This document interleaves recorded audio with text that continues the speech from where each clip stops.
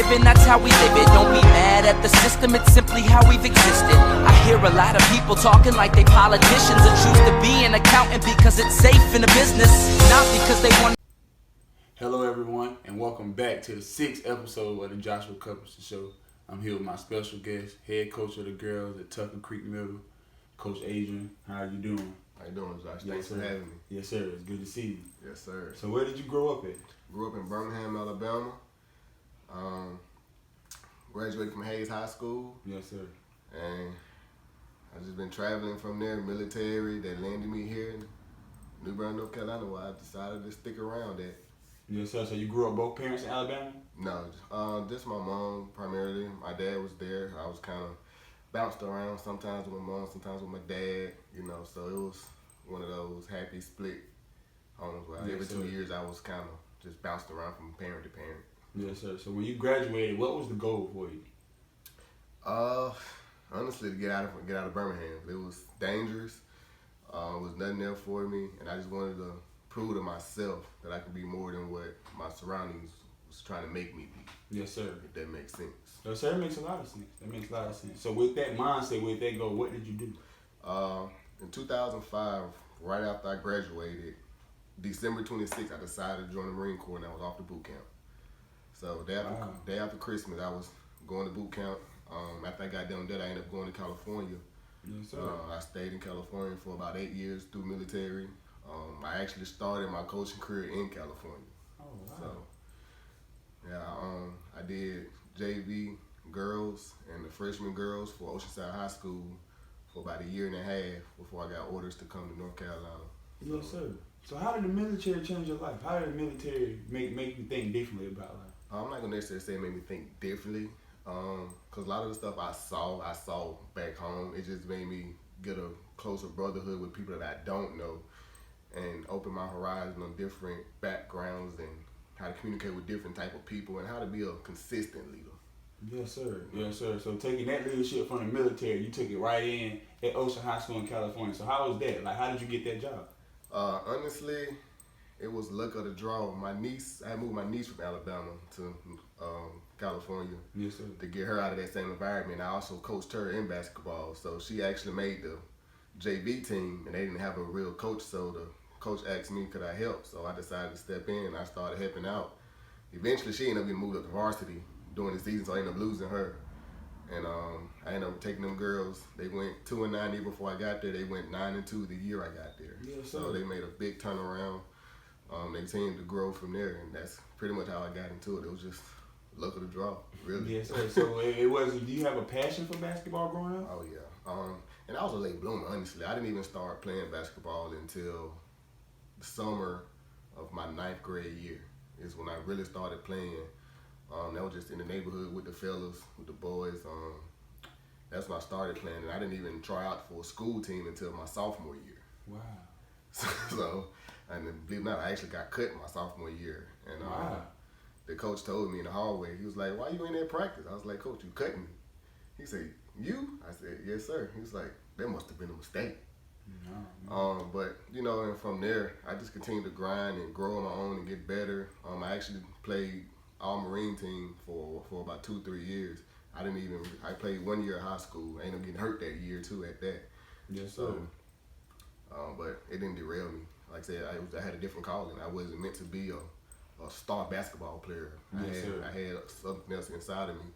And my coach always told me, the ones I work with, my trainers, they say, "You're not gonna be the best player, but you're gonna be an advocate of the game." So yes, I didn't know what that meant at the time, but now I'm like, I understand. You grew into it, yes, Yeah. sir. Yes, sir. So, Alabama, military, California. Now you're in North Carolina. So tell me, how did you get here? I mean, you all over the world, man. Tell me, how did you get here? I got orders to Cherry Point in 2012. I first got here, I was like, it was cool, slow, kind of boring. And then I actually started volunteering at the water coach. Did that for a while, and that's actually when I started travel ball. After about the second year, the Y had parents like, "Oh, you gotta do travel, And there was no middle school travel team at the time. It was only high school. Yes, sir. So I decided to do a little middle school mixed team. It was It was a disaster the first year because I didn't know what I was doing. Yeah. So I had kids anywhere from 4th grade to 6th, 7th grade playing on one team and going Oh to man, big just tournaments. combine them all together. Yeah, and I went to a tournament and I got slapped in the face quick. But you know, I had to learn fast, and I just continued to go from there and ran across some few coaches here and there that kind of give me some pointers, and had to learn to be humble and not make it about me, but make it about the kids. The growth of the kids. Yeah. Yes, sir. And now you're the head coach at Tucker Creek Middle School. So tell me, how's it is having that job, stepping into that role? It's challenging. At the school I'm at, it's mostly military kids. So a lot of those kids, they come and go. So this year, when I came in and I got my team, I had 3 returning players. Yes, sir. And out of 13 players, them the only 3 that ever played ball, and their first year was last year. So the other 10 never touched the basketball a day in their life. So it was a grind. Yes, sir. And like I said, when I told you at the beginning, being humble, I can't sit and say, oh man, we gonna suck. I might think it, but I can't lead that out to the players. I have to let them know, hey, we gonna make it, we gonna do something. We're gonna be all right. The day we got my team, the next day we went to grinding 6 days a week, 2-hour practices. Yes, sir. And we was pushing it. And as the season progressed, they got better and better. They started to understand the game, you know. And I made it my emphasis to teach off my strengths. I knew I had a lot of I knew I had a lot of speed and athleticism, so I tried to pressure defense. Yes, We're gonna run defense, was defense turn into offense. And we couldn't make a lot of layups. If we would have made more layups, we probably would have won the whole thing. But yes, sir. you know, it was a stepping stone. By the end of the season, we're making more than we started, which that's the progression. Yes, sir. So and it's got them to believe in the system and to believe in themselves and believe in each other as a sisterhood. Yes, Say, sir. hey, if one fall, we all fall. So we all got to pick each other up. And by doing that, they bought into it. And when they bought into it, it just made them look like a whole different team. You couldn't even tell the inexperience was there to certain points where you can see in game. Well, that's when experience kicks in because they didn't know. So that made it challenging, but we pushed through it and we finished 3rd in the conference. Yes, Lost in the semifinals to a tough Hal Block Middle School team. Yes, sir. And they took over in the 4th quarter. We was 1 point all the way up until the last 2 minutes of the 4th quarter. Yes, sir. We was only down 1 point. So that's a big stepping stone from finishing last and then to 3rd in the conference, man. Yeah, so they made a great improvement, man. Yes, and sir. I look forward to continuing because it's gonna be a challenge. Because like most schools, they kids stay all 3 years. I don't know what I'm gonna have next year. Coming into something new. Yeah, it's like I'm going in like blind. Like, she gonna be here? Is she gonna be here? Maybe so, maybe not. So it's gonna be interesting. I'm ready to see it though. Yes, sir. Yes, sir. So what is the challenge? I know you at WBA and you got 2 teams, man. You got 15 team and 16-year-old team, girls and boys. So what's the challenges? What's the differences you see coaching girls and then coaching boys? The biggest difference in girls and boys is the mindset. Girls, their confidence is nowhere near as high as you would think or it should be. Like right now, I have a group of girls I think have some of the best skills I can come across, but their confidence isn't where their skill set is. Yes, sir. So it makes it seem like they don't know how to play because they don't believe in what they can do. And then you turn around and look at boys are overly confident.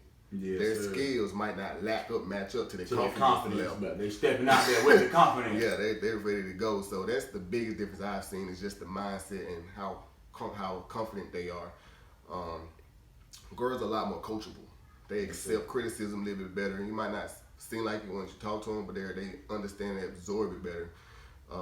Boys, on the other hand, they know it all. They sit there and play 2K and they watch it on TV and say, oh, I can do this, and they don't want to take the time to actually learn the game. They just want to be able to do the fancy stuff, but not understand how to do it and when to do it. When to work on. Yes, sir. Yes, so I think that is the biggest challenge in coaching boys and then coaching girls. But that's our job. That's my job as a coach. That's my coaching staff, Coach T and Coach Howard. That's our job, is to get them at the understanding, well, you got to be confident and have the skill sets and match that confidence and know when and when not to use those certain moves and the fancy stuff. Like I teach them, simple, stupid. 2-3 moves, you should be at the basket. If you're doing any more than that, you're wasting energy and you're wasting time, and you're gonna risk turning the ball over. And that's what I preach. And that's what I try to get my boys to understand. I try to get my girls to understand it. Just move, keep it simple. The fancy stuff will come once you get the mechanics of the simple stuff down first. Yes, sir. Most definitely, man. Most definitely. So now, what do you see the differences of coaching middle school and then coming on the AAU circuit, right? Staying at it and then coming to the AAU circuit. It's a difference. Oh yeah, the speed, the game of the speed, the competition, the level of commitment changes. Because once you transition from school where it's free, parents ain't really got to kick out nothing. They don't really have to be involved. The mindset changes when they go to AAU, when they got to pay $200, $300, $400 for the kid to play. They got to take them to tournaments. Yes, they got to become, so the commitment changes. The parents are on the kids more to put in that extra work. Yes, sir. Because So so much more money to get you out there. And they want to see their kids play. Yes, and sir. if they and the coaches are like me, your paying me don't make me play them. Their Yes, sir. hard work and what they do at practice and on the court is what get them So that playing that time. playing So if you time. want to see your money put to use, that kid got to put in their work. Yes, sir. On the court and off the court. Yes, sir. Most definitely. So, and I think that's the biggest change from middle school to travel AAU ball. So once they get that in mind, if they become total. I've seen kids play middle school ball. You be like, they might not be that good. Then they go play travel ball. You like, wait a minute, what was that in middle school? Yes, sir. And then they go back to middle school ball and be like, you was just beasting out here. Yeah, you like boxed in right here in middle school. And a lot of it, I think they sink down to the competition. I've noticed that I have a girl right now. I see her play with boys and she's a monster. Then she go play with girls and she dwindles down to the level of what Yes, they sir. playing at. Instead of staying up here, she drops to the competition level, which it cripples Yes, sir. her and it cripples the player when you don't stay up to that standard and instead of playing down to everybody else. It doesn't make you any better, dropping your skill level. Hey, everybody get that work. That's what Yes, I teach sir. them. It doesn't matter. If they're Yes, good, sir. they're bad. If you put in that work and put them to work, they got to get better to play you. And then the better they get, the better you'll get because they got to get better to compete with you. Yes, sir. You know, so Yes, sir.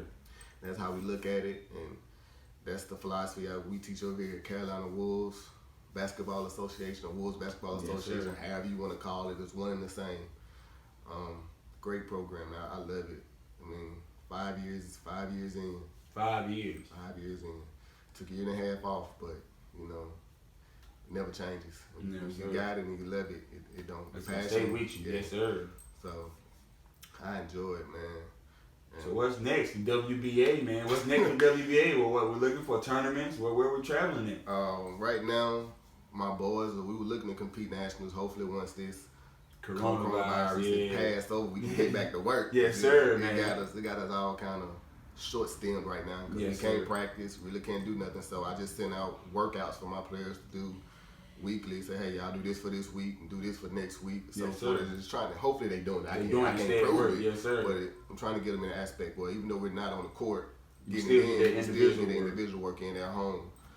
So when it's due lifted, we get back to work and we ready to hit the ground running. Yes, sir.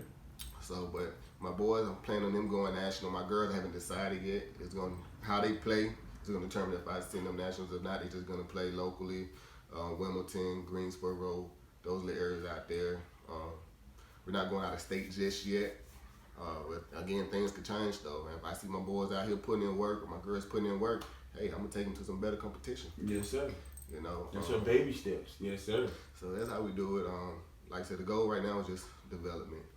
At the end of the season, my goal is to always have you better than what you were when you came in. And Yes, I tell sir. them at day one, if you leave me and you didn't learn nothing, I did not do my job. Yes, sir.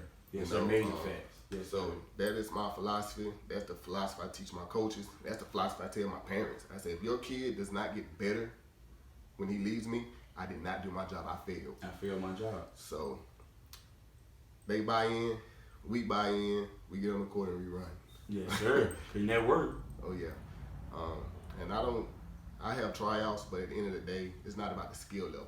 To me, it's them intangibles that I look for, that the hard work, the coachability, that extra effort. Yes, That's sir. what I look for. I can teach you the skills. I Yes, can sir. teach you how to score. I can teach you how to defend, but I can't teach you to play hard. I can't teach you to dive for loose balls. teach you to be I can't coachable. teach you to be coachable. You know, I can't teach you to be a leader. Yes, sir. So those are the things that we look for. If you can do those things, them the players I want outside now. If you can do all that and you're a skill ball player, then hey, you're a superstar. Yes, sir. So that's what we look for. That's the culture I try to bring and I try to develop. Yes, sir. Yes, sir. So, got a wife, kids. So tell me how to stay in the parenthood, man. Cause you got a coach, and then you got to come home, and you got to wake right back up, go teach, coach, right? So tell me how that all played for you in life, man. That's a whole other story. There. My old lady, she respects it, she understands it, but at the same time it's hard because it takes away the time with her. Yes, sir. It takes away the time with the kids because I'm out with everybody else's kids. Yes, sir. You know, so it's tight, and they have to be. I have to be flexible and say, hey, okay, how can I get y'all involved and still do what I love to do? Yes, sir. So a lot of the time they come to a lot of the tournaments. After the tournament, we try to go out to eat or go do this, or in between this, we try to do stuff together. In the meantime. But it's tough, man. I get creamed all the time. I come home one day at 9, 10 o'clock and I go to look at that game film. Yeah. Or I'm sitting here trying to write plays, or I'm sending out emails, and they like, "What are you doing? You just left." Yeah. I'm still at work. Yeah. So it gets tough, and it takes a really strong partner to deal with a full-blown coach. Yes, It's sir. different between coaching for the money and coaching for the passion. Yes, sir. I coach for the passion, so the time I put in doesn't equate to the money that I bring Yes, in. sir. You know, Yes, sir. so and that's tough because they thinking, well, you don't get paid to do this stuff off the clock. Yeah, I don't, but I don't do it for I the don't money. do it for the money. Yeah, I do it because I love to do it, whether I Yes, get sir. paid or not. The payment is a bonus to me. Yes, sir. You know, but like them, they don't see that, and once they start to see it, it helps a little bit, but it don't help all the way. So Yes, sir. they got to be strong, and I have to learn to be flexible, which I'm still working on that. I'm still at it. It's all new to me. Being in a full relationship, having a partner. Got 7 kids, 5 at the house at one time. So it gets tough, gets challenging. Luckily, one of them play ball, so it kind of takes the pressure off. Yes, sir. They got to here anyway. Yeah. So it takes a little bit of pressure off that one plays ball. So, and I'm trying to groom some of the other ones to get playing, but at the end of the day, I let them choose what they want to do. I don't force them to do anything. Yes, sir. Yes, sir. So what's next, man? I know something next, man. You done Alabama, started Alabama, then to the military, California, now you're in North Carolina. So tell me before I look up and you be in another state somewhere, man. Well, look, I don't plan it like that. I just go where the dominoes fall. Yes, sir. I was in Alabama. Some told me to leave Alabama. I ended up in Cali, coaching in Cali. From Cali, I got blessed to be here to get into to start my own organization here. Sir. And then I got blessed to work with 50, 60 kids. I got blessed to work with good coaches that I was able to step back and learn from, and then branch back out on my own. Yes, sir. But the ultimate goal for me, honestly, is to open my own gym. That's what I want. I want my own basketball gym where I can do 24/7, 200, however many days a year it is. I don't feel like doing the numbers. And just do ball all day long. Yeah. Let that be what pays my bill. My passion pays my lifestyle, pays my bill, and then still be able to give back to those that's put into that business. That's you know, amazing. That's the ultimate goal. Whether it's here, somewhere, like I said, I've been called to go back to Alabama and do the same thing there. Say, hey, we got kids ready for you. Just come on down here. But at the end of the day, I've started something here. I'm not gonna leave until I feel like I accomplished what I started. Yes, sir. Now, what I do want to branch out. Now, if I can get some coaches to go in Alabama and say, hey, you got the Alabama Wolves down here. You know, so that would be great. Like, you got Alabama Wolves Basketball Association down here. You got New York Wolves Basketball Association up in New York, Maryland. I mean, that would be a great culture if I can just branch out in different states and it's all one strong organization. It's full of great kids, full of great coaches, full of great parents. That'll be the goal. But you know, that's time, effort, and commitment and partnership with a lot of different people to bring it in. Yeah. Because like locally here, I want to work with a lot of coaches here and make one big AAU team, just one AAU team.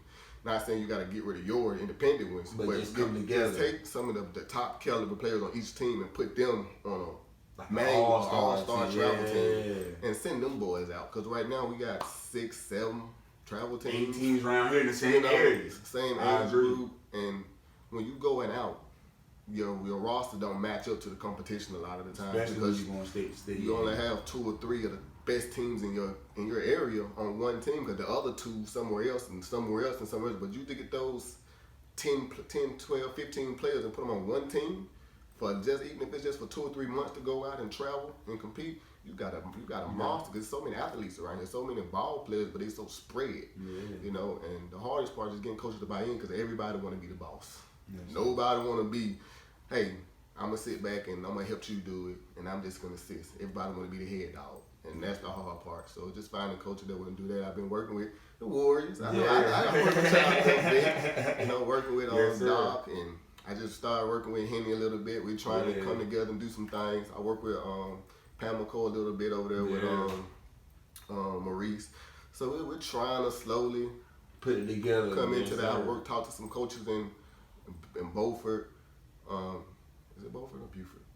Beaufort. Yeah. Okay. I was thinking talk to some of them, and we're thinking even the other Wolves team, the other Wolves basketball with Coach Kiki. Me and her, we work together all the time. She seen me players, I seen her players, and we're one program. So we branched out.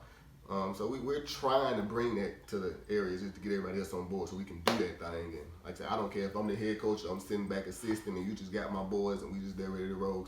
I'm gonna do whatever it takes to get these boys and these girls to the next level. Yes, sir.